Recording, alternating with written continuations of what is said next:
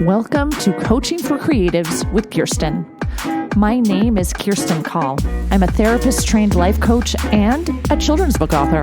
Together, we'll get the drama out of our lives and onto the page. Let's get started. You are listening to episode 56, Self-Love. Tomorrow is Valentine's Day, so I'm thinking a lot about love. All types of love. But one that most people struggle with is self-love. We almost never love ourselves, and usually when we think someone is bombastic, it's out of a lack of self-love that they act that way, not because they actually think they're better than other people. Unless they're a narcissist, and that's a totally different podcast. So, self-love means you appreciate your strengths and your weaknesses. And when you have self-love, you are happier, your relationships are better, your overall well-being is, weller or better. So self-love is super important. And loving yourself doesn't mean you can't hold yourself to a high standard.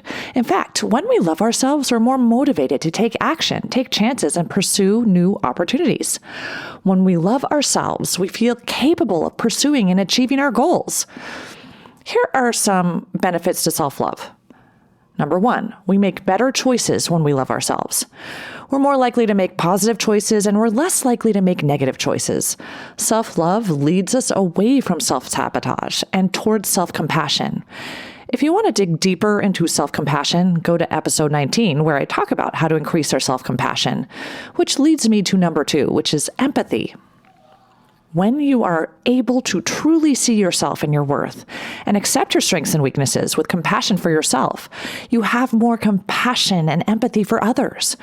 When we hold space for others' weaknesses through empathy, we feel more connected.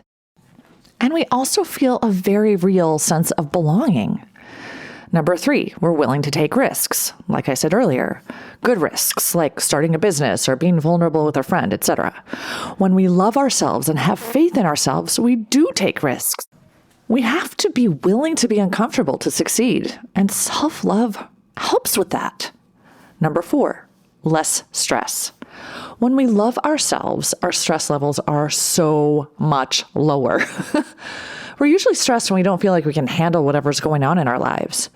Negative thoughts about our worthiness lead to critical thoughts and more stress, of course. Less stress leads to better problem-solving skills and therefore a confirmation of our ability to handle challenges as they come. Number 5, resilience. When we love ourselves, we are more able to take whatever life brings. Even when other people might tell us we're failing. When we love ourselves, we understand failure teaches us how to succeed. We understand challenges are opportunities for growth. When we love ourselves, we don't wallow in our weaknesses. We get up again and again, just like the baby who was learning to walk. A baby doesn't fall once and give up because she fell. Babies get up over and over again because it doesn't even occur to them that they won't succeed. I don't think it even occurs to them that it's possible to not learn how to walk.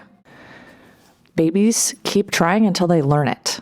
Toddlers are such good examples of resilience, aren't they? Number 6, setting boundaries. When we love ourselves, we are better able to say yes to things we really actually want to do and say no to the things that don't serve us. We may think it's a virtue to always say yes, but it actually can be harmful to our emotional health.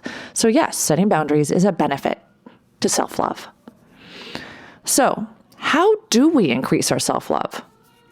Number 1, get to know yourself. This may sound silly since it seems we should know ourselves very well, better than anyone else, in fact. But most of us don't think about it much. So, get curious about yourself. Ask yourself questions. What do you love? What do you love to do? For me, I know I love to read and write and spend time with my family and friends. I know I love alone time and walks in the woods and cuddling in front of the fire or a movie.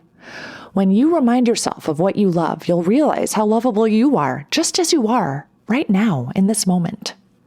Number 2, embrace compliments. When other people say something nice about you, embrace it. Say thank you, or even say thank you. It's true. Instead of saying, I don't know about that, or negating what the person has said, acknowledge the truth of their statement and embrace it. You are all the beautiful things others think about you and more. Also, accepting and embracing a compliment helps the person who is complimenting feel validated. It's a win-win situation. Number 3, plan a self-care routine and make sure you follow through. Everyone's plan will be different. What brings you joy? What relaxes you? Perhaps you want to incorporate exercise into your daily or weekly routine, or meditation or stretches. And once you've decided what you want to do, put it in the calendar. Schedule the self-care in and follow through. In fact, schedule the self-care in first before you put in all the other things. My daily self-care routine includes writing in my journal, self-reflection, walks in nature, reading my scriptures in the morning, and reading for pleasure at night. I try to infuse my days with things that bring me joy, like herbal tea in a bookish mug, or watching birds out my window, or hugging a family member or friend. Number 4, positive self-talk. Notice when you're talking to yourself in a negative way, and then replace those thoughts with something positive. Instead of, I never get it right, replace the thought with, there's more than one way to get it right. Instead of, I'm a failure, perhaps think, success lives in the neighborhood of failure. Instead of saying to yourself, I'm unlovable, remind yourself of this truth. I'm exactly who I'm supposed to be. I am lovable. I am loved. Perhaps pause right now to write down a list of positive sentences and thoughts about yourself that you can believe. Write down as many as possible. Fill an entire page or more. And then when you need a reminder of how to show yourself love, or when your mind is running away with negative self-talk, read those positive sentences aloud. Practice saying them. Practice thinking them. Practice believing them. Practice self-love. Number 5, show gratitude for your body.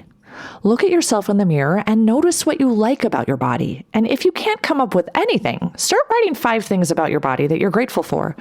It may be things like, I'm grateful I can walk. I'm grateful my hands can make food. I'm grateful my mouth can speak and communicate. I'm grateful my heart beats and my lungs breathe. I'm grateful my brain allows me to feel feelings and respond to my environment. The more grateful you are for your body, the more you'll love it. And that goes for all aspects of your personality. Number 6, nurture self-compassion. Give yourself grace when you make mistakes. Allow yourself your human frailties. Treat yourself with the same kindness you would treat a friend who is struggling. Don't judge yourself harshly. And again, challenge those negative thoughts when they come. Replace them with thoughts that serve you. Thoughts like, I'm really struggling right now, and that's okay. I made a mistake, and that's normal. It makes sense I would feel how I feel right now. Number 7, embrace your you-ness. You are the only you in this universe. Celebrate your individuality. Embrace your quirks. Consider writing down everything that sets you apart from other people. These could be ideas, qualities, talents. Instead of comparing yourself to others, know your uniqueness adds to the beautiful tapestry of humanity. Live authentically by following your passions. If you love to crochet or paint, do it. If you love to write or basket weave, do it.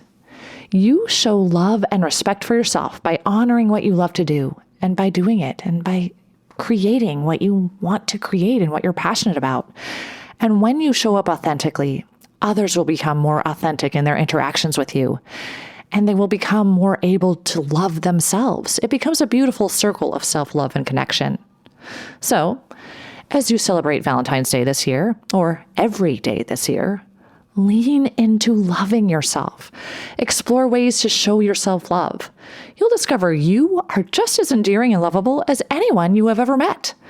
Allow yourself to fall in love with you, because you are the only you. You're the only you you've got.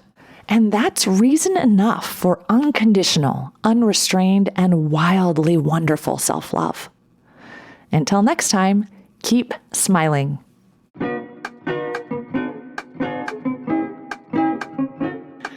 If you like what you've heard, check out my Get Yourself Unstuck program.